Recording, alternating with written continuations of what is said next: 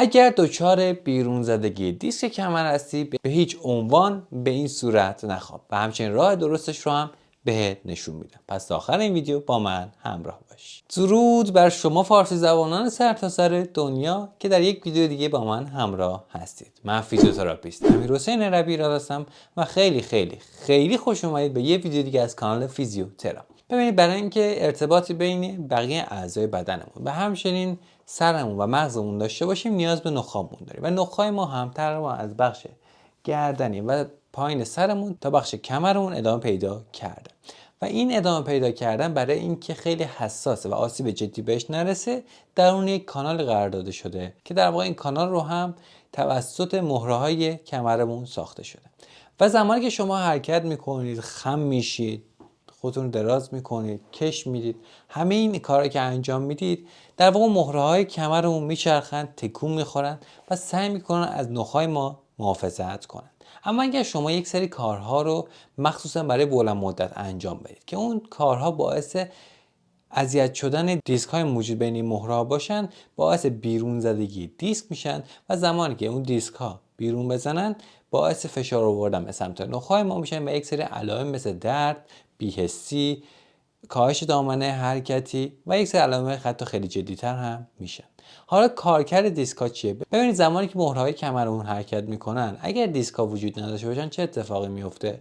یک سر رو هم دیگه دارن حرکت میکنن و زمانی که یک سر رو هم دیگه حرکت کنن بعد از یک مدت دچار یک فرسایشی میشن و اون بافت استخوانی از بین میره و برای اینکه این اتفاق نیفته بینشون دیسک هایی قرار داده شده که زمانی که حرکت میکنن فشار بر روی این دیسک ها متغیره و این باعث میشه که بر روی هم استحکاکی نداشته باشن و در نتیجه علائمی بهتون گفتم ایجاد نشه.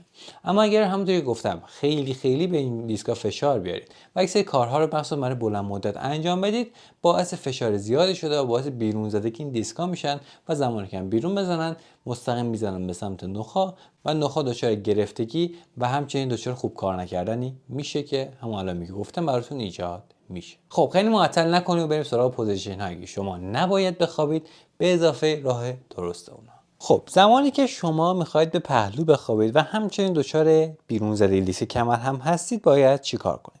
ببینید یک بالشت رو انتخاب کنید که خیلی سرتون رو بالا نیاره، خیلی هم پایین نباشه.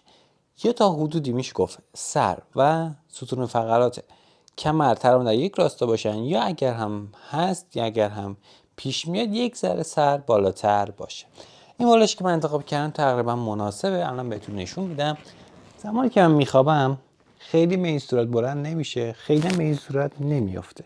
پس در واقع میشه گفت در یک زاویه خوبی هست. و زمانی که این رو حل کردیم و در واقع بالشی که زیر سرمون هم هست مناسب بود، میریم سراغ قسمت‌های بعدی.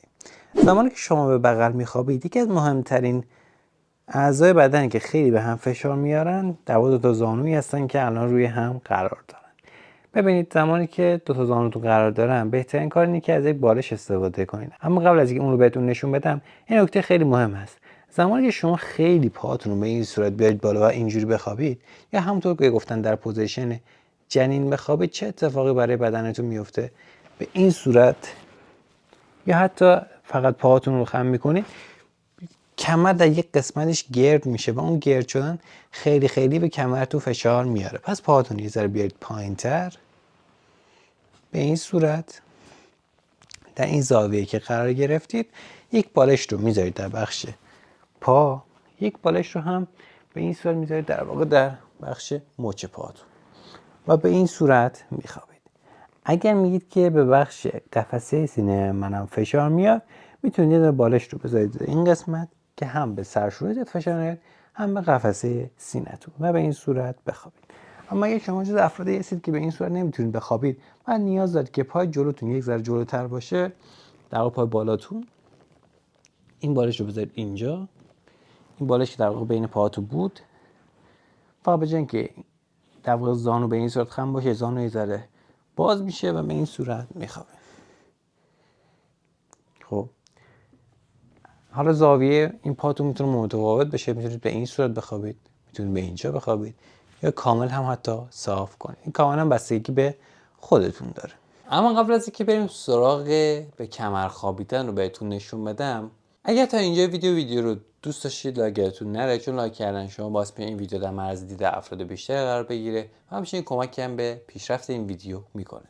و همچنین اگر تا اینجای کار جزء خانواده ویزیتورا نشدید، با سابسکرایب کردن این کانال میتونید به جمع ما بپیوندید و یکی از اعضای بزرگ این خانواده بشید. بریم سراغ پوزیشن به کمر. فقط قبل از اینکه بریم دقت کنید، من در واقع در این ویدیو نمیخوام به دمر خوابیدن رو بهتون نشون بدم، چون برای همه اعضای بدن و مخصوصا دیسک کمر ما خیلی ضرر داره و اگر شما به اون صورت میخوابید سعی کنید چند شب خودتون رو اذیت کنید و بعد از اون به سراغ به بغل یا به پهلو خوابیدن یا به کمر خوابیدن بریم سراغ به کمر خوابیدن رو بهتون نشون بدم. برای اینکه شما بخواید به کمر بخوابید، این بالش‌ها یک ذره در واقع کلفت و پربار هستن، یه ذره کمبارتر و نازکتر استفاده میکنید. یک عدد رو میذارید زیر زانوتون، یک عدد رو هم میذارید به این صورت زیر کمرتون و به این صورت میخوابید. خب همونطور که گفتم باید یه مقدار حجم موجود در این بالش‌ها کمتر باشه که به این صورت بدن من خیلی بالا نره، یعنی که یک ذره بالشی که زیر کمرم هست رو بدم پایین‌تر و به این صورت بخوابم. اینجوری باز ذره بهتر شد. پس سعی کنید خیلی پربار نباشه، اون گودی کمر رو با بالشت پر کنید و اون گودی که زیر زانوتون ایجاد میشه با یک عدد بالشت. با توجه به میزان حجم و وزن بدنتون انواع سایز این بالشت متفاوت میشه و همچنین بالشتی که زیر سر من قرار داره تقریبا همون حالتی که در حالت به بغل و پهلو خوابیدن بود به همون صورت خیلی بلند نمیشه، خیلی هم کوتاه نمیشه. تقریبا سعی میکنم سر و ستون فقراتم تقریبا در یک راستا باشه. همچنین اگه پاهاتون به این صورت به سمت بغل میره و پاهاتون اینجوری میفته، میتونید به بغل پاهاتون یا حالا دیوار باشه یا یک بالشی بذارید که به این صورت نیفته و در همین حالت که هستید این بهترین پوزیشن برای خوابیدن به کمر هست. خب ما همچنین ویدیوهای زیادی برای عظیم بردن فوری درد ناشی از دیسک کمر و همچنین درمان دیسک کمر به صورت اصولی ساختیم که الان جفتش روی تصویر مشاهده میکنید. میتونید برید ببینید، لذت ببرید و به زندگی بدون درد سلام کنید. مرسی که همراهیمون میکنید. روزتون بخیر.